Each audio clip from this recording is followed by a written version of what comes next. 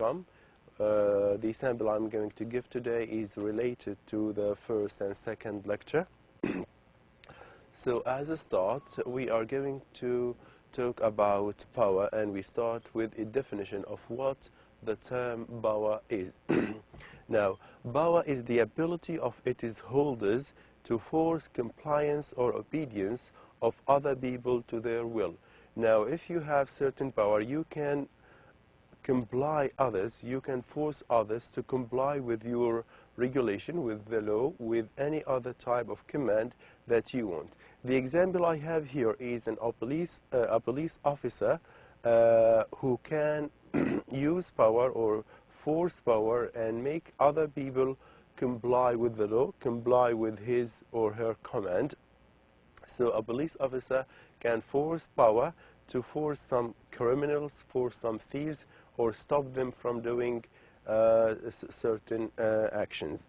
So the term power is the ability of its holders, of its owners, people who have this power, to force compliance and obedience of other people to their will, to their command. Now, how can language impose power? What is the relation of language and power? How can I impose power by using language? Some of the statistics which were published on 2000 in September shows that there is a very great relation between language and power.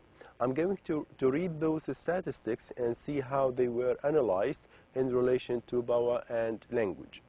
Number one, the number of pages on the World Wide Web was 320 million, and the percentage of all websites in English was 80%.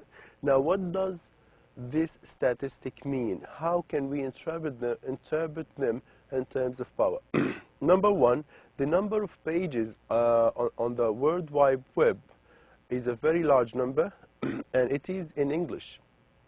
All those web pages are written in one language, which is English. Now, this means that the English language has the power to dominate the web, to dominate the world, that if you need certain information, you cannot access it unless you have the power of speaking language. So knowing a language is power. So language has become so widespread to the extent that if you do not know English, you cannot know certain information. You are excluded actually from knowing some information that you might need at any time. The other statistics which says that the percentage of all websites in English are 80%. Imagine this number, this percentage, that the English language dominates the World Wide Web to the extent that if anybody doesn't speak the language, he is unable to access the web. He will not be able to make use of the information found on the web. So if you do not speak a certain language, you are excluded from some kind of power. So not knowing a language, it means that you have lost some power. You do not have this power. So this shows how important knowing language is. This shows what is the relation of language and power. Another example explaining how language can explain power is the following. Now, the point we want to make is that the language that you speak can be a pathway to power, can give you certain amount of power. So knowing a language is power. Now, if you look at this image, if somebody knows a language that you do not know, you will be confused. You will be unable to answer or even respond or understand what he is saying. A person, for example, as we see in this example, a person who speaks French, when he or she greets you saying bonjour, and you do not know what does the word bonjour is, because you do not know French, you do not know any other English, you do not know any French, you do not have the power of knowing French. So you will be confused, you feel you are ignorant, you feel you are embarrassed actually. So power has, language, knowing a language has the power of making people feel more comfortable, giving the people the power to make others feel ignorant, feel confused, and feel unable to understand a language. So people who have the knowledge or the language or any skill have the power to make you feel ignorant or confused because they have knowledge that you do not have. An example or a similar example that can help us understand this is when we have a computer expert and an average person who does not know a lot about computer programming or about computer skills. So the computer expert has the power to make the other person feel ignorant, to make him feel confused. He can talk in a way that the other person cannot understand. He can use terminology that the other person or the average person will find difficult to understand. So knowing a language, knowing specific language is getting more power. So language means power. There is a close relation between language and power.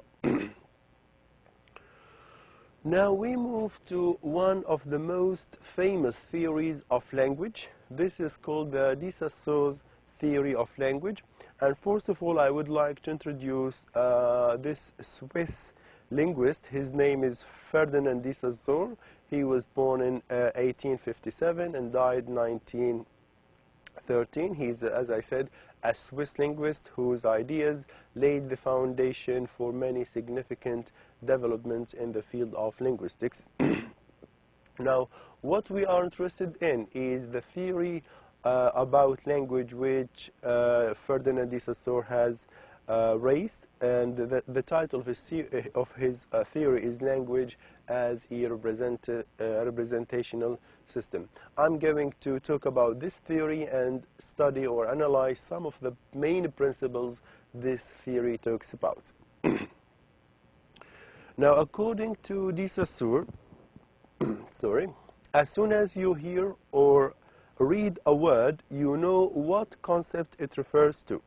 Now, for example, if I say a word like tree or watch, the moment you hear this word, a concept created in your mind telling you that this term tree, correspond to this concept. So once you have heard or once you have read this word, your mind creates an image which help you know what does these sounds, the tree means, what does the word clock or watch mean. So our mind make this correspondence and match the image with the sound that you hear through your senses or ears or articulate your apparatus of hearing. So the idea is as soon as we hear a word, as soon as we hear any lexical item, our mind match the sound of this word with an image or with a concept which is already in our mind. Then the understanding or the knowledge of what this label means, what these sounds means, become available. Then we move to de Saussure's division of language. De Saussure talks about two main divisions of language. He divides language into two main parts. The first one called the langue, and the other is the parole. And the difference between them is very easy to understand. Now I'm read the definition of langue. It is our innate knowledge. So this knowledge is not acquired. It is innate. We already have it when we were born. It is the innate knowledge of the systematic correspondence. So the correspondence is regular, it is systematic, it is not arbitrary. Between what? Between the sound that we hear or between the words that we read and meaning and the concepts that are created in our mind. These will make up language, including knowledge of what utterances are possible and what utterances are not. So the word langue means our competence, our ability to create the concept that correspond with the words that we know, the words that we hear, the words that we read. This competence include our ability to judge grammatical sentences from ungrammatical sentences. Now, if we have this example, see tomorrow I will, of course, our competence, our langue will tell us this is not a grammatical sentence. We can judge immediately that this is not acceptable, this is a not well-formed sentence, there is a problem with the structure of this sentence. Why we could say this? Because we have already the knowledge, we have an innate knowledge that tells us that this is not accepted, this is ungrammatical, it does not comply with the rule of grammar and syntax. So what's the correct version of this sentence?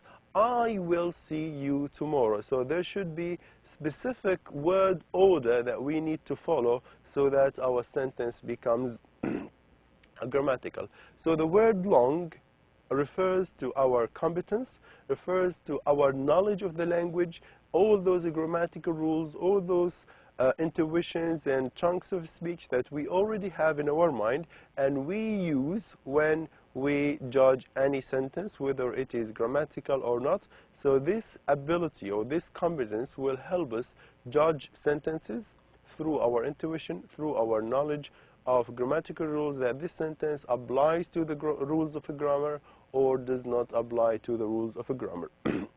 The parole is the actual use of language, our production of language, our application of the competence, our actual use of what we have in the long or our innate knowledge of the language. So if you look at these images, the long is something innate, something in our mind, in our brains if you like. But the parole is what we produce. It is the actual use of the long. It's the actual use of our competence.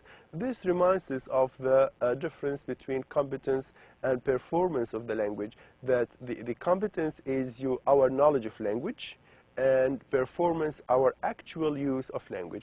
Now in the first image, which shows that in the mind, in our brain, we have all those knowledge, or we have innate knowledge of language, which is innate, we have it when we were born, but the parole or the performance of the language is the application of the long, it is the performance of the language, it is the use of those grammatical rules, this innate knowledge, and apply them in using language. So the main idea is that according to de Saussure, language can be divided into two parts, competence and performance, or as the terms in French are, langue and parole. Langue and parole.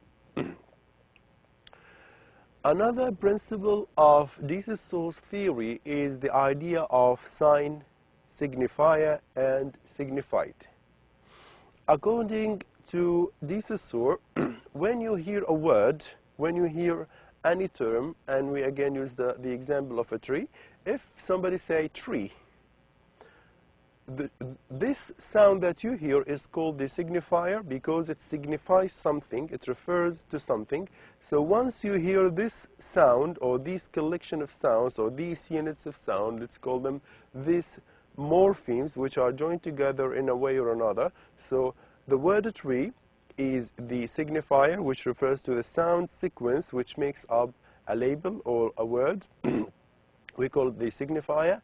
This signifier, this label, corresponds with something that it signifies. It has a something signified. So the word tree signifies with the concept of tree. So once you hear the word tree, your mind would match it with a concept of tree. Then this correspondence, which is called sign, makes you understand what does the word tree mean, what does it correspond to, what concept it matches. So the signifier is the sound sequence which makes up a label, or which makes up a lexical item, or which makes up a word. And the signified is the meaning or concept associated with the signified. And the whole process that our mind does, called the sign, matching the signifier with the signified, is called sign, as this image I have here shows. So the sign is the correspondence between signifier and signified. It is the association that binds the signifier and signified together. Another principle of de Saussure's theory is that the link between the signified and the signifier is arbitrary. it is not regular, it is not systematic. If you have a signified item, it is not necessary that the signifier is always the same. In other words, we can have one signified which correspond to different signifiers.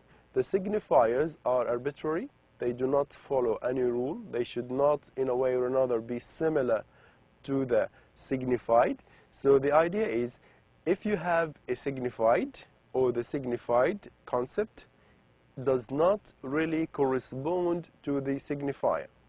Now, the signified car, for example, considering this example in different languages, shows that there is no similarity. If the signifier is the same, I would have the word car in all the world's language. So the signifier car in English is car, in French it's voiture, in Arabic, as you know, sayara, Spanish, German. So this shows that the signifier is arbitrary. It does not correspond with the signified. They have an arbitrary relationship. It is not necessary that the signifier and the signified match. They do not have any relation, any systematic way of correspondence or association. Now, according to de Saussure's theory of language, signs partially derive meaning from their relationship with other associated signs. Now, the process which we call that the mind does, which is the association between the signifier and the signified, is called sign. Now, according to this theory, signs are understood through association, by associating them with other similar signs. Now, if you look at these images, I have two images. The first one shows a bus which is overcrowded and another which is crowded. I mean, the number of people boarding the bus are a great number. So according to de Saussure, we can understand one sign by associating it with another. For example, looking at the first image where we have a bus with little number of boarding people, it is a crowded bus, but it is not overcrowded. How could I understand the word overcrowded? I could understand the word overcrowded because my mind would associate the word crowded with overcrowded. So this similarity between crowded and overcrowded is going to make understanding of the word, matching of the word easier, will create concept easily because of the association between the two words, crowded, overcrowded. The other example I have in here, which refers to another principle of de Saussure's theory, is that signs do not exist in isolation, but in systems of associative relationship. So if you have a sign, in our mind, it is not isolated, it is not detached, it is in a relation, in associative relation with another sign. For example, if I have this image, and I would tell you, look at the white tulip. Look at the white tulip. Now, you would understand the white tulip when you associate it with the red tulip, because you cannot understand this color without being different from a different color, from another color. So, because there is this relationship, white, red, white, black, our mind can understand or can match or can associate the label, the sequence of sound with the concept created in the mind. So the idea is we know the meaning of white tulip through the association with red tulip. So the idea is that signs in our brain do not exist in isolation. They are associated with another similar signs, and through this association, understanding or creation of the concept in our mind happens easily and quickly. This is the end of lecture 2, and this is the end of de Saussure's theory. We have only considered some of the main principles. Now, before we finish, I have some sample exam questions related to the first and second lecture. We are going to read them together, and they are just samples. They are not the ones that will come in the exam. This is just to show you how this course can come in the exam, how certain ideas can be made into questions, and mainly multiple choice questions. From lecture 1, I have chosen some of the questions, if you can read them. We have is the study of how a listener recognizes words and utterances. Now, which definition matches with this explanation? Of course, I have already marked the correct answers. Psycholinguistics, sorry. Psycholinguistics is the study of how a listener recognizes words and utterances.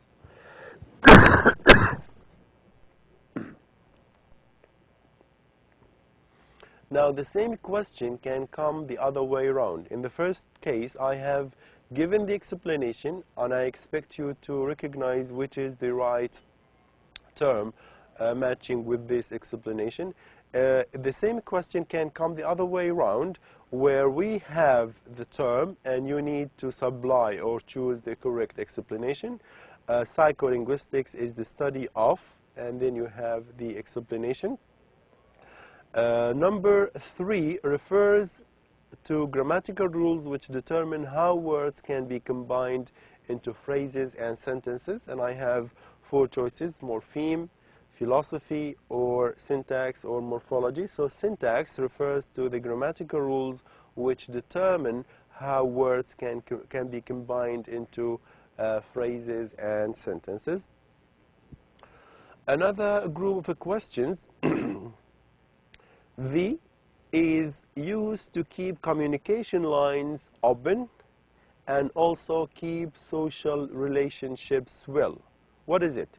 Aesthetic function of language, referential function of language, or affective function of language? Of course, the answer is phatic language is used to keep communication lines open and keep the social relationship well. Question number 2, there is more than one of English. Example, Indian English, American English. So there is more than one variety of English. Example, Indian, American English. Number 3, aesthetic language is usually used in mathematics, physics, poetry, or morphology. And the answer is number C. Aesthetic language is usually used in poetry, not in science, of course. Choose the example that expresses affective use of language. It is very hot today. Wow, she is very beautiful.